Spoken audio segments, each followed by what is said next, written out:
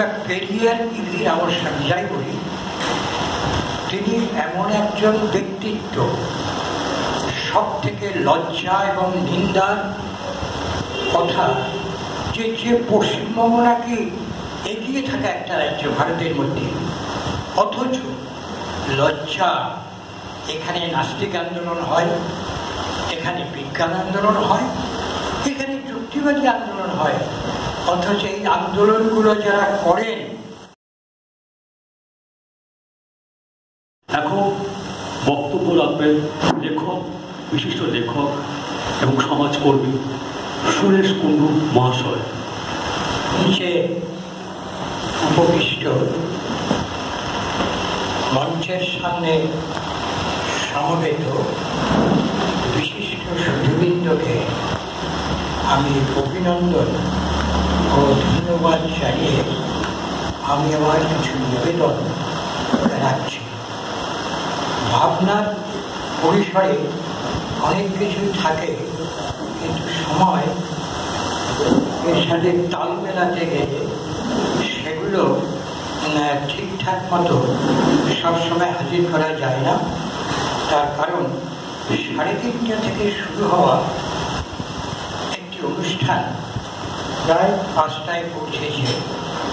সুতরাং এখন আমার উচিত হবে, যেহেতু বিজ্ঞান আন্দোলনটা 50 বছর ধরে পড়ে পড়ে, আমার বক্তব্যটাকে যতটা সম্ভব ছেটে কেটে একেবারেই একটা পরিচিত জায়গায় নিয়ে আসে।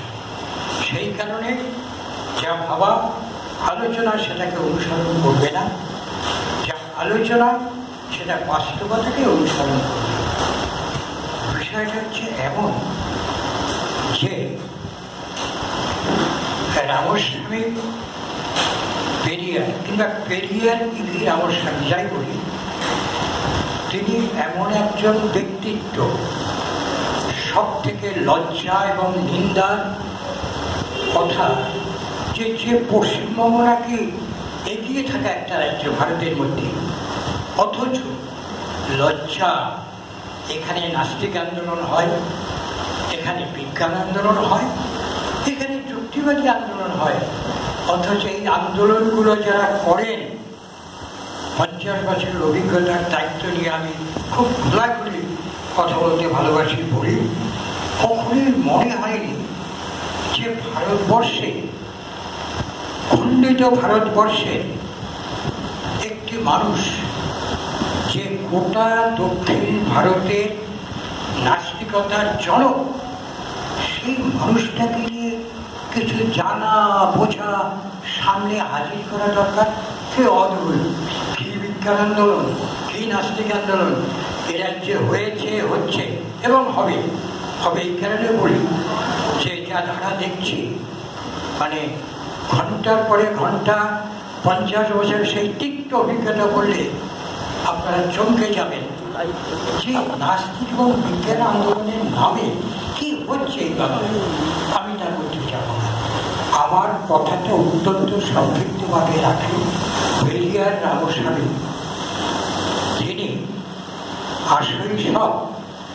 আশৈশব, আমাল্য, আজৌবন, তিনি যাকে এক অর্থে বলা যায় born and brought up in atheism, অর্থাৎ নাস্তিকতায় তার জন্ম, নাস্তিকতায় তার বেড়ে ওঠা এবং নাস্তিক আন্দোলন করে করে গোটা ভারতবর্ষের বুকে, গোটা ভারতবর্ষের ম্যাপে দক্ষিণ ভারতকে উত্তর ভারত থেকে কেন আলাদা, এইটা অত্যন্ত দার্শনিকভাবে এই মানুষটি বোঝাতে পেরেছেন।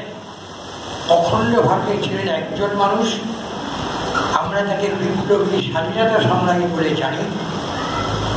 তিনি কিন্তু খুব উঁচু দরে 24 বছর বয়সে, কিন্তু তিনি ছিলেন একজন বিপ্লবী স্বাধীনতা সংগ্রামী। শুধু নয়, এই পরিচয়ের মধ্যে ব্রাহ্মণবাদীরা ওকে আবদ্ধ করে রাখে।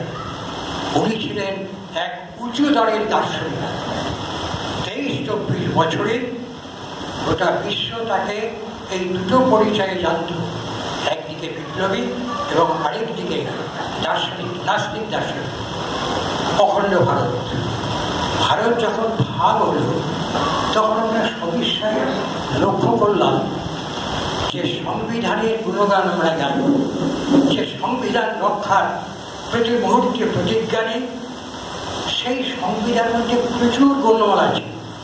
যদিও বি.আর. আম্বেদকর এই সংবিধানের জনক বলা হয়, ঘটনা তাই, কিন্তু তার কিছু করার ছিল না, সেটা তিনি ভুলে গেছেন নানা বইতে।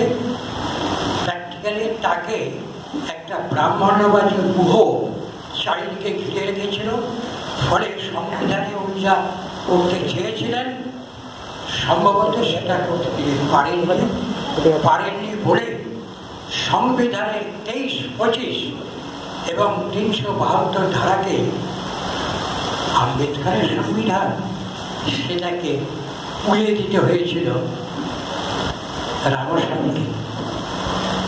এটা আমি একটু পর্যায়ে যাব। শুরু থেকে যারা শুরু করেছিলাম, জন্ম থেকেই তিনি নাস্তিক। কিভাবে? যে পরিবারে তার জন্ম, তার পিতা মাতা এবং অন্যান্যরা ছিলেন হিন্দু ধর্মের ব্রাহ্মণদের কালচারের তিলকধারী, সেটা দক্ষিণ ভারতেও আছে, ওটা শুধুমাত্র ব্রাহ্মণদের একচেটিয়া নয়, ওটা তামিল, তেলেগু এইসব জাতির অনেকেই আছেন ব্রাহ্মণবাদী। তিলকধারী এক পিতার পুত্র, অথচ ছোটবেলা থেকে তিনি পিতার বিরুদ্ধে ধর্মের বিরোধিতা শুরু করেছিলেন।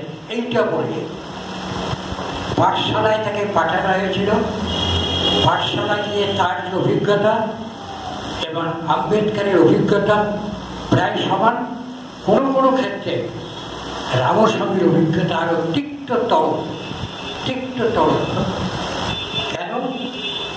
কারণ আম্বেদকরের কখনোই কোনো ঈশ্বর বিরোধী নাস্তিক চিন্তা ভাবনা তিনি ভাবতে পারেননি। এটা তার এক ধরনের সীমাবদ্ধতা, হয়তো তার ভিন্ন আলোচনা, আমি তার মধ্যে যাব না। এই মানুষটি কি করলেন? বিদ্যালয়ে পাঠাচ্ছে, সেখানে তো আম্বেদকরের মতো অত্যাচার আছে। উনি বললেন ওই পাঠশালায় যাব না। কেন? ওই পাঠশালাগুলো হচ্ছে গোশালা। একটা বাচ্চা ছেলে তখন প্রাথমিক স্কুলে ভর্তি হয়েছে, প্রাইমারি, ওটা গোশালা। কেন? ব্যাখ্যাও দিচ্ছেন যে ওই গোশালায় মানুষকে অস্পৃশ্য করার পাঠ দেওয়া হয়। এই ওই শিশু এবং তার পড়াশোনা যথেষ্ট মেধাবী ছাত্র হলেও পড়াশোনাটা কিন্তু খুব একটা এগোয়নি। Self taught and self educated ব্যক্তি, স্বশিক্ষিত এবং সুশিক্ষিত একজন ব্যক্তি। সে চ্যাপ্টার আমি চিনে দিলাম। আমার মূল যে চ্যাপ্টারটা সেটাই জানি, সেটা হচ্ছে দর্শন। এই দর্শনটা শব্দটা মাথায় এলে, আমিও দর্শনের ছাত্র, আমিও মনোবিজ্ঞানের ছাত্র। তো এই দর্শন শব্দটাকে এত একটা সহজ বিষয়, আপনারা বিশ্বাস করুন, আমি যদি আপনাদের সাথে আলাদাভাবে দর্শন নিয়ে কথা বলতে পারি, খুব অল্প কথায় বুঝিয়ে দেব, আজকেও চেষ্টা করব, যে পৃথিবীতে দর্শনের মতো এত সহজ সরল বিষয় আর নেই। অথচ এই দর্শনটাকে উল্টো ব্যাখ্যা দিয়ে ব্রাহ্মণ্যবাদীরা, ভাববাদী দার্শনিকরা, ভাববাদী দর্শন এইটাকে ধোঁয়া আর ধোঁয়াশায় পূর্ণ করে রেখেছে। আমরা যখন গ্র্যাজুয়েশনে দর্শন পড়ি, আজকে যা পড়ছি, আজকে যা জানছি, সব কিচ্ছু তখন ছিল না, শুধু ভাববাদ। কখনো একটা বিকল্প চিন্তা পৃথিবীতে আছে দর্শনের ক্ষেত্রে? আমরা কখনো শুনি ছাত্র বয়সে, এখন যাই হোক। তো সেটা হচ্ছে যে জায়গাটা বলতে চাইছি, যে আম্বেদকর এই যে দর্শন ভাবনা থেকে তিনি কি করে নাস্তিকতায় এলেন, এইটুকু যদি আমরা ঠিকঠাক বুঝতে না পারি, আমাদের যত চিৎকার, যত গলাবাজি, যত সেমিনার, যত সিম্পোজিয়াম, যত রাস্তা হেঁটে আন্দোলন, সমস্তটাই ব্যর্থ হতে বাধ্য হবেই। দর্শনটা কি একেবারে সোজা। দর্শন হচ্ছে দৃশ ধাতু উৎপত্তিগত একটা শব্দ। দৃশ ধাতুটাকে দর্শন। দৃশ মানেটা কি? সংস্কৃত অভিধান মতে এটা হচ্ছে দেখা, মানে একটু সেই অর্থ অবজার্ভ, দেখা। তাহলে আপনি ভাবুন তো, দর্শন মানে দেখা, তার মানে কি দেখা? এই জগৎ দেখা, এই জীবনটা দেখা, আর কিছু নেই। এর বাইরে দর্শন কিচ্ছু নেই, কিছু নেই, কোনোদিন ছিল না। নাস্তিক দর্শনেও এটা, আর বিজ্ঞান মনস্কতাও এই দর্শন, বিজ্ঞান আন্দোলনের এই দর্শন, এবং একটা পর্যায় পর্যন্ত যুক্তিবাদী আন্দোলন এই দর্শন। এখানে একটু টাচ দিয়ে রাখি, স্পর্শ ছুঁয়ে রাখি।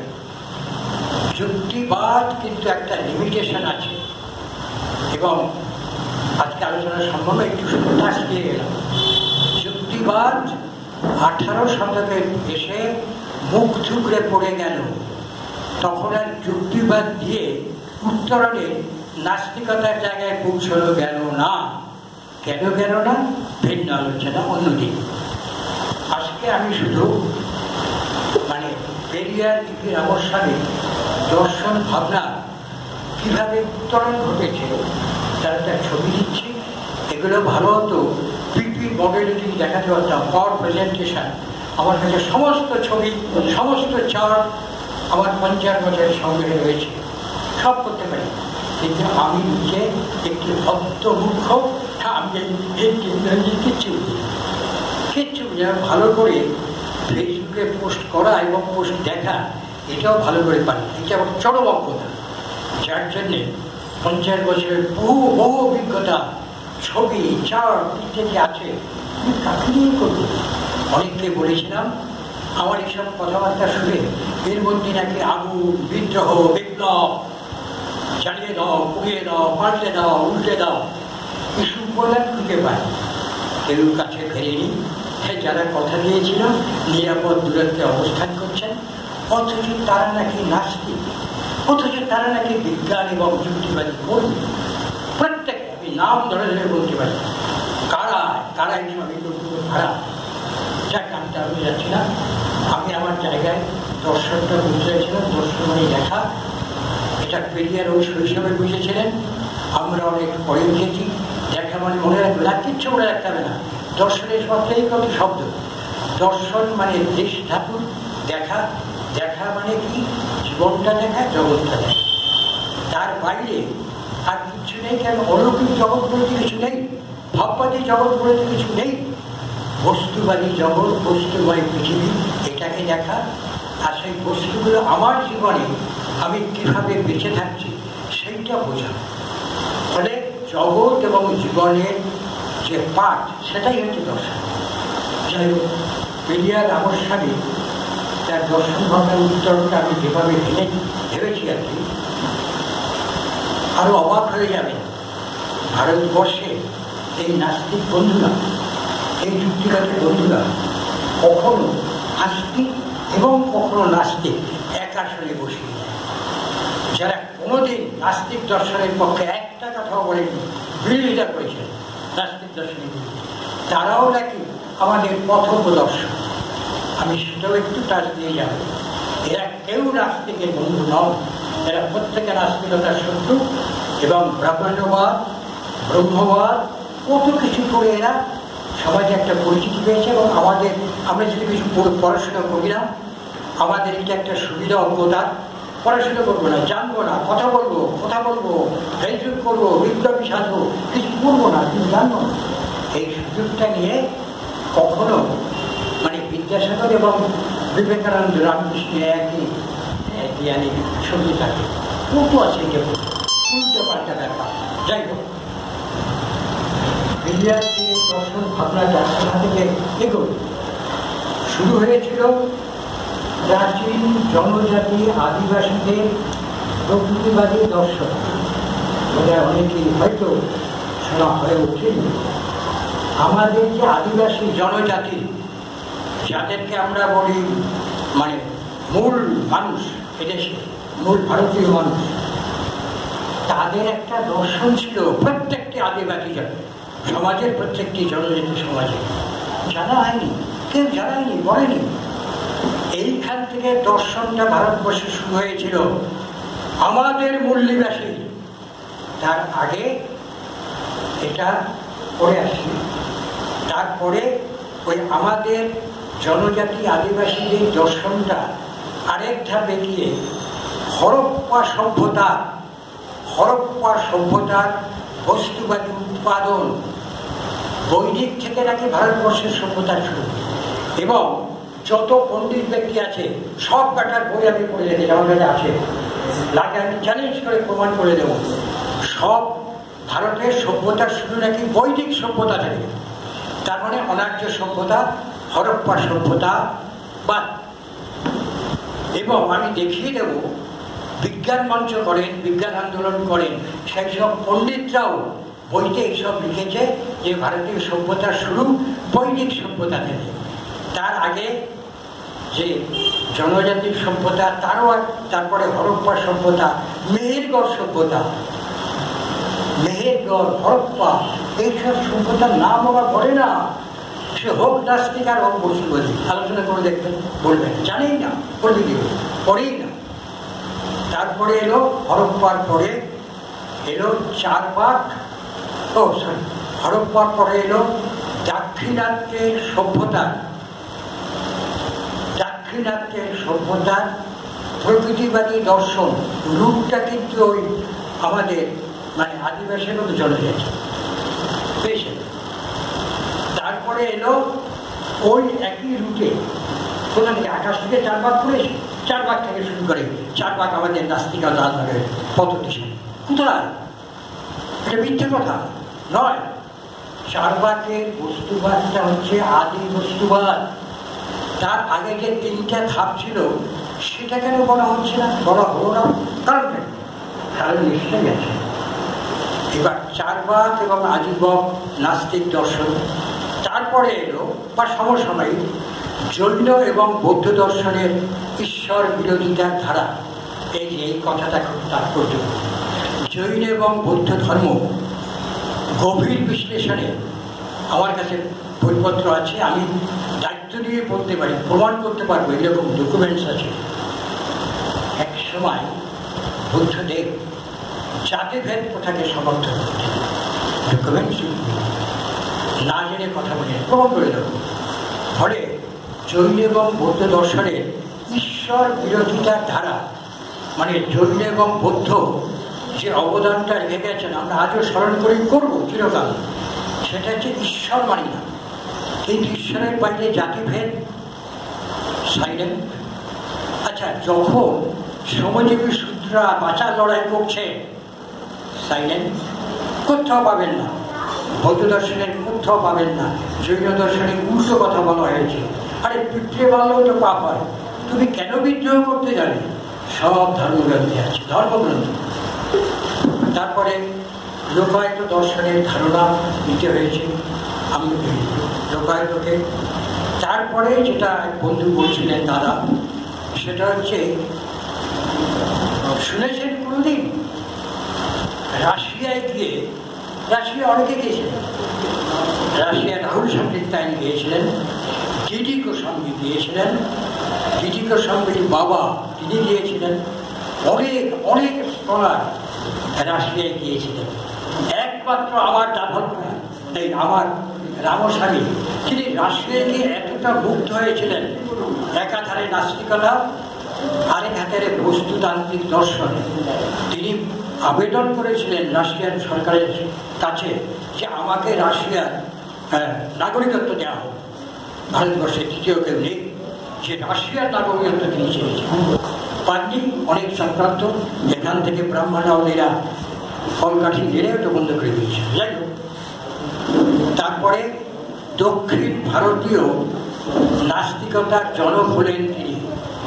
খণ্ডিত ভারতের উত্তর ভারত, উনি বলেছেন, আগের মধ্যে আর যাবো না, উত্তর ভারত হচ্ছে আগা পাঁচতলা ব্রাহ্মণ্যবাদী ভারত, আর আমার দক্ষিণ ভারত হচ্ছে আমার মূল্যবাসী জনগণের অনার্য সভ্যতা, আদিবাসী সভ্যতা দক্ষিণ ভারত দ্রাবিড় সভ্যতা, এইটা তিনি নিলেন। লাস্টে তো অত্যন্ত দুঃখজনক, কষ্ট লাগবে, আমার কিছু করার নেই, আমি তো সত্য উচ্চারণ করবই। জাতিগত উত্তরণবাদে দাবির জাতিসত্তা, অর্থাৎ তিনি বুঝেছিলেন, হাড়ে হাড়ে বুঝেছিলেন যে তামিল জাতিসত্তা যদি আমি গড়ে তুলতে না পারি, তাহলে আমি গোটা ভারতের প্রেক্ষিতে ওই উত্তরিয়াদের মানে উত্তর ভারতের ওই বর্বরগুলোকে আমি কি করতে পারবো না, বোঝাতে পারবো না যে বিকল্প সংস্কৃতিটাকে, বিকল্প দর্শনটাকে, বিকল্প পথটাকে। এই বিকল্পের পথে তিনি ওই তামিল জাতিসত্তাকে নিয়ে লড়াই করলেন এবং এইখানে আপাতত আমার চোখে তার উত্তরণ। আর প্রাচীন থেকে আধুনিক ভারতে যে নাস্তিক দর্শন ধারা, এইটাও বন্ধুদের জন্য রেখে যায়, পৃথক আলোচনা কোনো সময় হবে। আমরা কি করে এই যে বর্তমান আধুনিক নাস্তিকতা এবং আধুনিক নাস্তিকতা নিয়ে প্রচুর লম্ফ জম্প চারিদিকে দেখতে পাচ্ছি, ঠিক আছে? এর ধারাটা কি প্রায় আমাদের রামস্বামীর মতো একটু বেশি আছে। সেটা হচ্ছে প্রাচীন জনজাতি আদিবাসী প্রকৃতি দর্শন, দ্বিতীয় হচ্ছে হরপ্পার বস্তুবাদী উৎপাদন ব্যবস্থার জ্ঞান, তৃতীয় হচ্ছে ঋগ্বেদের ঋগ্বেদের প্রকৃতিমুখী দর্শনটুকু, ওই জায়গাটুকু একটু জায়গা, সেটা হচ্ছে ঋগ্বেদের মুনিষীরা প্রকৃতি দেখে তাদের মনে হয়েছিল সব ঢপ বলা হচ্ছে, সব ঢপবাজি হচ্ছে। সেই জন্য ঋগ্বেদে কিছু জায়গায় তারা প্রশ্ন তুলেছিলেন, যেটা নিয়ে মানে ঋগ্বেদের নাস্তিক ও সংশয়, এর একটা বই আছে, দেখবে আপনার পড়ে নেবেন। ফলে ওই মানে চারবাক দাক্ষিণাত্য সভ্যতার প্রকৃতি দর্শন, ঋগ্বেদের প্রকৃতি দর্শন, চার্বক আজীবক নাস্তিক দর্শন, জৈন বৌদ্ধ ধর্মের ঈশ্বর বিরোধিতার ধারা ওইটুকু শুধু, লোকায়ত দর্শনের ধারণা গ্রহণ, স্বরদর্শনের আরে মজা। স্বরদর্শন আমরা সবাই জানি একেবারে আগা পাঁচতলা ভাববাদী ব্রাহ্মণবাদী দর্শন, ঠিক না?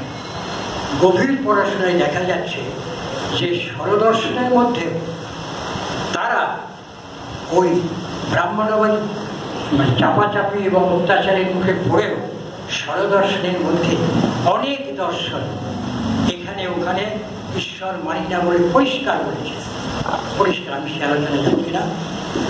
তারপরে আসছে অজ্ঞেয়বাদের শুধু নাস্তিক বিষয়। আচ্ছা, এবার অজ্ঞেয়বাদীর ঈশ্বর সংশয়, এটা আরেকটা মজা। আমি নাস্তিক নই, আমি আস্তিক নই, আমার একটা মধ্য পথ, সেটা হচ্ছে অ্যাগনস্টিসিজম বা অজ্ঞেয়বাদ। এই অজ্ঞেয়বাদ একটা চমৎকার জিনিস। যারা অজ্ঞেয়বাদ তারা আমাদের কলমে আমাদের কথায় নাস্তিক হয়ে যায়। যদি নাস্তিকতার ধারে কাছে নেই, অনেক চরিত্র আছে। আমি দেখেছি কোনো কোনো সেমিনারে, নাস্তিক সেমিনারে, সেখানে ছবি আছে কার, জিরো তার মৃত্যুর সজ্জায় টোটাল স্টেটমেন্ট দিয়ে গেছেন, আমি যুক্তিবাদী, নট মোর দ্যান দ্যাট, আমি নাস্তিক নই, আমি ঈশ্বরে বিশ্বাস করি।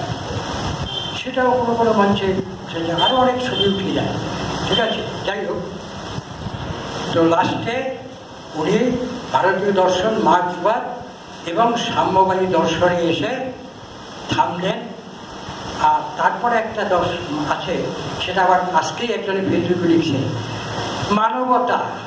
আরে মানবতা, একটা শ্রেণীবিভক্ত সমাজে দর্শন কেন? কোনো বিষয় নেই যেটাই শ্রেণীর ঊর্ধ্বে উঠতে পারে, কোনো দর্শন শ্রেণীর ঊর্ধ্বে নয়। এমন কোনো কথা আপনি বলতে পারবেন এই শ্রেণীবিভক্ত সমাজে দাঁড়িয়ে যেটা দুটো শ্রেণীর পরে মধ্যপথ হয় না, অবাস্তব, একদম মিথ্যে কথা। এইগুলো হচ্ছে গোল গোল ব্যাপার।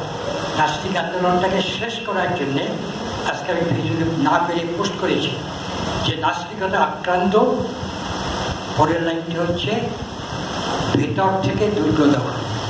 এই যে এতক্ষণ ধরে যা বললাম, দীর্ঘ আলোচনায় আরো বলা যাবে, এখন পশ্চিমবঙ্গে যেটা চলছে সেটা হচ্ছে নাস্তিকতার 12টা বাজারের জন্যে এই সবগুলো বাজারে আনা হচ্ছে এবং নাস্তিকতার একেবারে 12টা 13টা বাজিয়ে ছাড়া। শেষ কথাটা বলি, সেটা হচ্ছে আমি পুকুরিবাদ না, কারণ আমি জানি ওটা সংস্কৃত শ্লোক, আপনি আচারী ধর্ম অপরে শেখায়। আমার কোনো নৈতিক অধিকার আছে এখানে বলাবাজি করার? আমি কতটুকু রামস্বামী পেরিয়ারের কথাবার্তাগুলো জীবনে প্রতিফলিত করেছি, যদি না করে থাকি অনেক কৈফিয়ত দেওয়া যায়। আমার কোনো অধিকার নাই নাস্তিকতা নিয়ে কোনো আন্দোলন করা বা কথা বলা।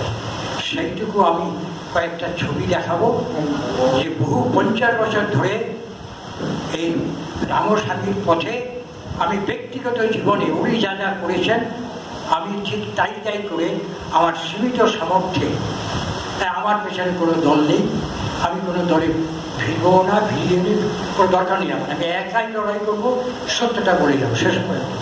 সেই কারণে আমি পেরিয়ারের ছবিগুলো এবং আমার চেষ্টার ছবিগুলো দেখানোর মধ্যেই আমার বক্তব্য সীমিত করি। এটা হচ্ছে বলেছিলাম তামিল জাতিসত্তা। আমি বাংলা মাতৃভাষা নিয়ে 25 বছর ধরে 2 বাংলা জুড়ে লড়াই করে যাচ্ছি। এইটা আমার ওনাকে অনুসরণ করে একটা বই, সেটা হচ্ছে মাতৃভাষা বিজ্ঞানে ও পরিবেশে। পেরিয়ার এটা বোঝার চেষ্টা করেছিলেন যে তামিল ভাষাটার বিজ্ঞানটা কোথায় সেটা বুঝতে হবে। এখানে ভাষা আন্দোলন 21শে ফেব্রুয়ারি আর 19শে মে আবেগ আবেগ আবেগ কিচ্ছু নেই, কোনো পড়াশোনা নেই। আমি প্রথম বোঝালাম আমি বিজ্ঞানের ছাত্র, কিন্তু আগ্রহটা আমার বিজ্ঞান। আমি বইটা লিখলাম, তার বিষয়বস্তু হচ্ছে বিজ্ঞানের 6টা শাখা আছে যেখানে প্রমাণ হয়ে গেছে, যেমন এমব্রায়োলজি, ছবিটা তাই মাতৃগর্ভে একটি শিশু থাকার সময় এমব্রায়োলজি একটা সাইন্স, কীভাবে মাতৃভাষাকে কন্ট্রিবিউট করে সন্তানে। আর আমরা বাবা মা সেই মাতৃভাষাকে বন্ধ করে ইংলিশ মিডিয়ামে পড়াই, আর 21 তারিখ আর 19 তারিখ চোখ মানে কান্না থাকে। এটা আমি আম্বেদকারকে অনুসরণ করে প্রেরণা তিনি। আচ্ছা, এটা হচ্ছে আম্বেদকার। আমি আলোচনায় ঢুকতে পারলাম না। উনি অসবর্ণ শুধু না, আন্তধর্ম বিয়ের উনি প্রস্তাবক শুধু না, প্রচুর চেষ্টা করেছেন। আমিও এই বাংলাতে হিন্দু মুসলমান যাদের জাতিসত্তা রক্ত এক, সেই হিন্দু মুসলমান ওনার মডেলে আমি এই বাংলায় করে থাকি। হ্যাঁ, এটা অনেকেই আছেন। আচ্ছা, এটা হচ্ছে যে মাতৃভাষার সারা পৃথিবীর যে যেখানে বাঙালি আছে, ফলে এটা হচ্ছে জাতির সত্তার একটা মডেল। এইটা আমি 2 বাংলায় প্রথম দিয়েছি, কিন্তু কোনো বন্ধু এই মডেলটা আজ পর্যন্ত আমার পাশে দাঁড়ান। যাই হোক, এইটা হচ্ছে ওনার ভাবনায় নাস্তিকতার ইতিহাস। এটা আমি বোধহয় বছর 2-1 আগে লিখেছিলাম, বইটি আপাতত নিঃশেষিত। হ্যাঁ, এখানে নাস্তিকতার গোটা ইতিহাস পর্যাতে ধরা আছে। এই মোটামুটি। আরেকটা বলি, আমার চ্যালেঞ্জ করে বলছি, আমার ব্যক্তি জীবন, পারিবারিক জীবন, সামাজিক জীবন এবং মঞ্চ জীবন এক সরল রেখায় চলে। আমার বাড়িতে থেকে বলে ওপেন। আমার পুত্র কন্যা 2টি নাস্তিক, জন্মসূত্রে করেছি। আমার 2 নাতি, তারাও জন্মসূত্রে নাস্তিক। আমার স্ত্রী পুরোপুরি না হলেও অন্তত মানে 94% তিনি নাস্তিক। বাড়িতে কোনো এসব নেই, ওপেন ওপেন যে কোনো বন্ধুকে। যাই হোক, আমি খুব দুঃখিত, প্যারাসিটামলে চলছি কালকে রাত থেকে জ্বরে। ফলে আমি সমৃদ্ধ হতাম সুজিতদা এবং সূর্যবাবুর আরও সমৃদ্ধ হতাম। উনি এমন একটা মানুষ যে ওনাকে কৃতজ্ঞতা জানানোর কোনো শেষ নেই, ভাষা নেই। কারণ উনি পেরিয়ার রামস্বামী করে এই বাংলায় বাঙালিদের জন্য এমন চমৎকার একটি কাজ করেছেন। দয়া করে আপনারা করবেন, এটা আমার অনুরোধ। আর আমি যে জন্য ক্ষমা প্রার্থী, আমি নিজে ইউজ করবো খারাপ এদের বক্তব্য, আমাকে আমার শুনে আর টানতে পারছি না, ঠিক আছে? এই জন্য আমি ক্ষমা প্রার্থী। মনীষ দাদা, ধন্যবাদ সুরেশ বাবুকে। দর্শনের আলোকে পেরিয়ার রামা সাহেবের ধর্ম এবং দর্শন ভাবনার বিষয়ে উনি বিস্তারিত এবং তথ্য সমৃদ্ধ আলোচনা করলেন। আমরা উপলব্ধি করলাম, উপকৃত হলাম এবং সমৃদ্ধ হলাম।